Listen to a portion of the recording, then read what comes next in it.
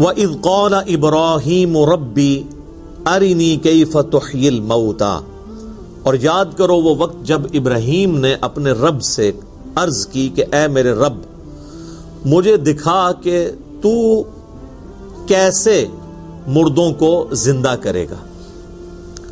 کیسے سے مراد انہوں نے قدرت پہ اعتراض نہیں کیا، بلکہ وہ اس ایکٹیویٹی کو ہوتے ہوئے دیکھنا چاہتے تھے۔ ظاہر ہے یہ بھی بہت بڑی ایک ایکٹیویٹی ہے۔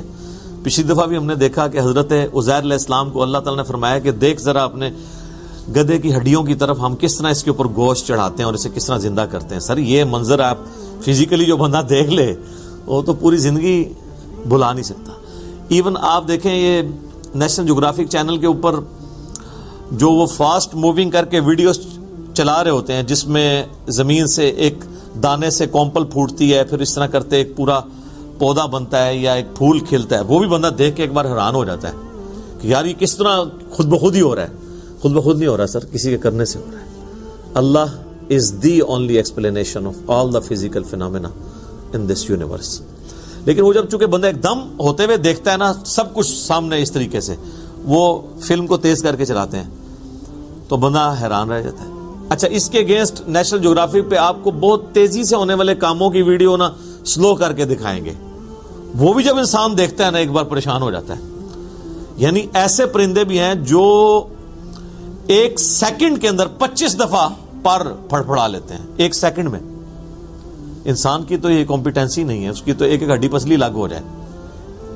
تو وہ جب انہی پرندوں کو سلو میں دکھاتے ہیں کہ یار کس طریقے سے پرفیکشن سے وہ کر رہے ہیں، انسان کی عقل دنگ رہ جاتی ہے۔ تو اللہ تعالیٰ نے چونکہ انبیاء کرام کو لوگوں کی ہدایت کا ذریعہ بنانا ہوتا ہے، ان کو ایکسٹرا آرڈنری ایکسپیرینس سے گزارا جاتا ہے تاکہ ان کا ایمان جو ہے نا وہ محکم لیول کا ہو، پھر پورے کانفیڈنس کے ساتھ وہ بات کریں۔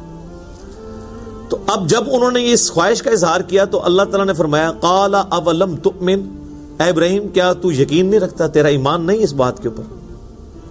یہ بڑا اچھا ہو گیا، اللہ تعالیٰ نے کاؤنٹر کوسچن کر لیا۔ اس سے پہلے کہ قرآن پڑھنے والے اور سننے والے خود سے کوئی رزلٹ نکالتے، اللہ تعالیٰ نے خود ہی ابراہیم علیہ السلام سے کاؤنٹر کوسچن کیا۔ قال بلا، انہوں نے کہا کیوں نہیں میرے رب، میرا ایمان ہے، ولکن لیطمئن قلبی، لیکن میں اپنے دل کے اطمینان کے لیے چاہتا ہوں۔ اس کا یہ مطلب نہیں کہ ان کے دل کو کوئی بے سکونی تھی، نہیں۔ وہ جو میں نے عرض کیا نا کہ جب انسان حق الیقین تک پہنچتا ہے نا تو اس کا کانفیڈنس لیول کچھ اور ہوتا ہے۔ کہیں دور سے دھواں اٹھ رہا ہو اور آپ کو کوئی بتائے کہ جی فلاں جگہ آگ لگی ہے، آپ وہ دھواں نہ دیکھ رہے ہو، صرف سنی ہوئی خبر ہو، تو اسے کہا جاتا ہے علم الیقین۔ یعنی ایک سکہ راوی نے خبر دی ہے، مجھے میرے علم میں ایک بات آ گئی، لیکن جب آپ اس کو دیکھیں دھوئیں کو اور پھر اس کے قریب جائیں اور آگ نظر آ جائے فزیکلی، تو اسے کہا جاتا ہے عین الیقین، یہ میں نے اپنی آنکھوں سے دیکھ لیا۔ ایک اس سے اوپر کا درجہ بھی ہے کہ آپ ہاتھ ہی رکھ دیں اس کوئلے کے اوپر تو پھر آپ حق الیقین تک پہنچیں گے، کیونکہ اس کے بعد تو آپ کو گنجائش ہی نہیں رہے گی انکار کی، ہاتھ جل جائیں گے۔ ہاں اس سے پہلے نظر کا دھوکہ بھی ہو سکتا ہے کہ ایک آپ کو شو پیسز ایسے ملتے ہیں جن میں لگ رہا ہوتا ہے کہ نیچے آگ جل رہی ہے، اوپر دھواں نکلتا بھی نظر آتا ہے۔ یہ آج کل جو آپ کو یہ خوشبو والے جو پاٹس آئے ہوئے ہیں، ان دھوئیں کے ذریعے خوشبو پھیلتی ہے، اس دھوئیں کے اوپر آپ ہاتھ رکھیں وہ ٹھنڈا دھواں ہوتا ہے، وہ کسی اور پروسیس کے ذریعے نکل رہا ہوتا ہے، وہ گرم بھی نہیں ہوتا دھواں، اور اندر بھی آپ وہ جو خوشبو ڈالی ہوئی ہے پانی میں مکس کر کے وہ بھی گرم نہیں ہوئی ہوتی۔ تو ظاہر ہے کہ اس کے لیے تو حق الیقین تک پہنچنا ضروری ہے، ادروائز تو آپ دھوکہ کھا جائیں گے۔ تو انبیاء کرام کو تو اللہ تعالیٰ چونکہ ان کو دنیا میں اپنا ریپریزنٹیٹو بنانا چاہ رہا ہوتا ہے انسانیت کے لیے، رول ماڈل اور امام کے طور پہ، تو ان کو اللہ تعالیٰ ان ساری سٹیجز سے گزارتا ہے۔ تو انہوں نے کہا کہ میں دل کا اطمینان چاہتا ہوں، یعنی مجھے یقین ہے، پھر جب میں ایک بار وہ منظر دیکھ لوں گا تو مزہ آ جائے گا۔ جس طرح کتنے لوگ ہیں ویڈیو میں خانہ کعبہ دیکھتے ہیں، آپ ان سے پوچھیں، جب وہ فزیکلی وہاں جاتے ہیں ان سے پوچھیں کتنا فرق ہے تو آپ کو کہیں گے یار زمین آسمان کا فرق ہے۔ حالانکہ پرانے لوگوں کے لیے تو صرف علم الیقین تھا خانہ کعبے کا ہونا، ہمیں عین الیقین اس حوالے سے کہ ہم لائیو ویڈیوز میں دیکھ لیتے ہیں، اور حق الیقین وہاں جا کے حاصل ہوتا ہے۔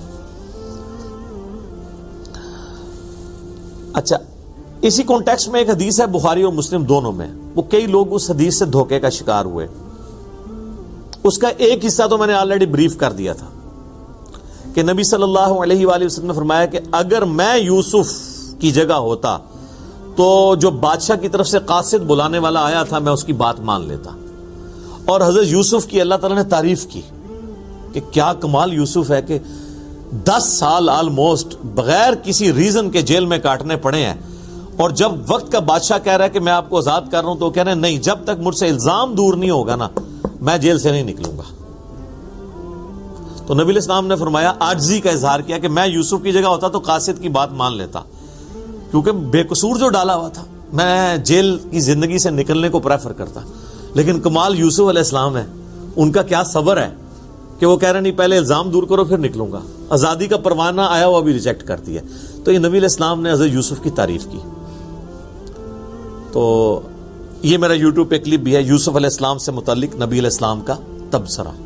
اسی حدیث میں آتا ہے کہ نبی صلی اللہ علیہ وآلہ وسلم نے فرمایا کہ ہم ابراہیم سے زیادہ حقدار ہیں شک کرنے کے.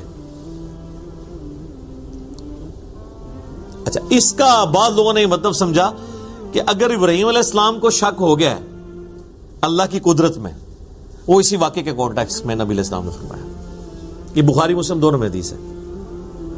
تو انہوں نے یہ مطلب سمجھ لیا کہ اس سے مراد یہ ہے کہ حضرت ابراہیم علیہ السلام نے اگر شک کیا تھا تو ہم تو زیادہ حقدار ہیں شک کرنے کے کہ اللہ تعالیٰ ہمیں بھی اپنی قدرت کا وہ کرشمہ کر کے دکھائے. ایک معنی یہ بنتا ہے.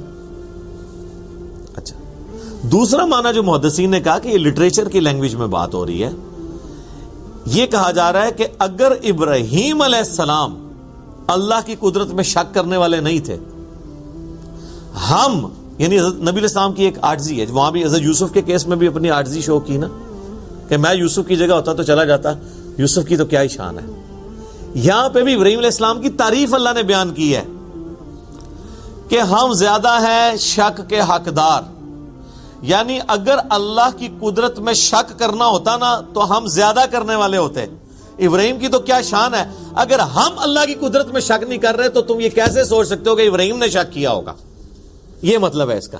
وہ جملہ اسی طریقے سے بولا جاتا ہے نا. یہاں دیکھیں نا، میں ایک جملہ بول دیا، وہ ہر بندہ اپنا مطلب اس کو پہناتا ہے.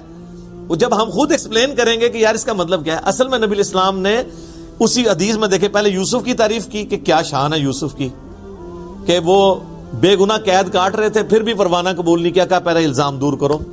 یہاں بھی کہا کہ کیا شان ہے ابراہیم کی.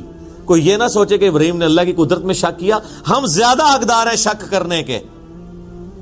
اگر ہم اللہ کی قدرت میں شک نہیں کر رہے، ہمارا یہ یقین ہے کہ اللہ مردوں کو زندہ کرے گا، تو یہ تم کیسے سوچ سکتے ہو کہ ابراہیم نے شک کیا ہوگا. کیا زبردست. اور یہی اس کی صحیح تشریح ہے. یہ حدیث دنیا کے مشکل ترین احادیث میں سے ہے، جس کے اوپر مسلمان جب پہلی دفعہ حدیث پڑھتے ہیں وہ بھی اعتراض کرتے ہیں، غیر مسلم بھی کرتے ہیں، پھر لوگ پوچھتے پھر ہوتے ہیں جناب اس کی شرح بیان کریں. تو میں نے پہلے اسے کی شرح تو اس کلپ میں بیان کی تھی، دوسرے کی آج کر دی. حدیث بہرحال یہ ایک ہی ہے جس میں یہ دونوں الفاظ موجود ہیں. تو یہاں پر بھی اللہ تعالیٰ نے کلیئر کیا کہ انہوں نے شک نہیں کیا تھا، بلکہ وہ قلب کے اطمینان کے لیے فزیکلی ہوتا ہوا دیکھنا چاہتے تھے. وہ انٹرسٹ تو ہوتا ہے نا.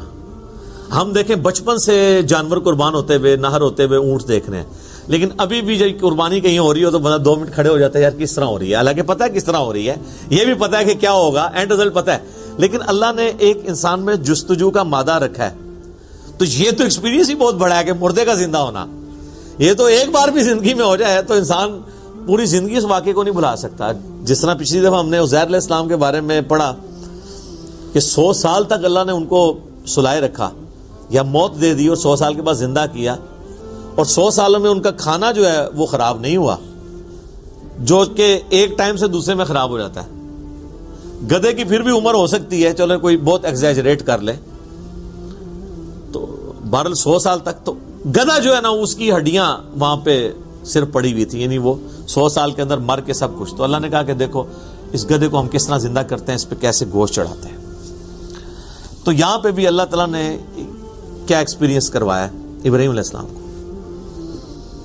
انہوں نے کہا میں اطمینان رکھتا ہوں اے اللہ یعنی میں اپنے دل کے اطمینان کے لیے، میرا یقین تو ہے کہ تو مردے کو زندہ کرے گا، لیکن دل کے اطمینان کے لیے، تو اللہ تعالیٰ نے ان کو ایک طریقہ سکھایا کہ اس طریقے سے میں تمہیں یہ قدرت کا اپنا شاہکار دکھاتا ہوں. اور اللہ تعالیٰ نے بھی صحیح وہم نکالا ہے، اگر کسی کو تھا نا مردہ زندہ کرنے کے حوالے سے. ابراہیم علیہ السلام کی بات نہیں، ہمارے اعتبار سے. قال فخذ اربعۃ من الطیر، اللہ تعالیٰ نے فرمایا کہ 4 پرندے تم پال لو. اب لوگ اس چکر میں پڑ گئے یہ پرندے کون سے تھے؟ سر کوئی بھی ہو، کوئی کہتے جی وہ ایک کبوتر تھا جی، ایک جو ہے وہ مرغی تھی جی، ایک چیل تھی، ایک چاروں ہی کبوتر ہوں، کوئی فرق نہیں پڑتا، چاروں ہی مرغیاں ہوں. یہ اللہ تعالیٰ بتانا نہیں چاہ رہا کہ وہ جانور کون سا ہے، اللہ تعالیٰ نے زندہ کر کے دکھایا ہے. اللہ نے تو سارے زندہ کر لینے ہیں. 4 پرندے پال لو. فَصُرْهُنَّ إِلَيْكَ، اور تم ان پرندوں کو اپنے ساتھ مانوس بھی کر لو.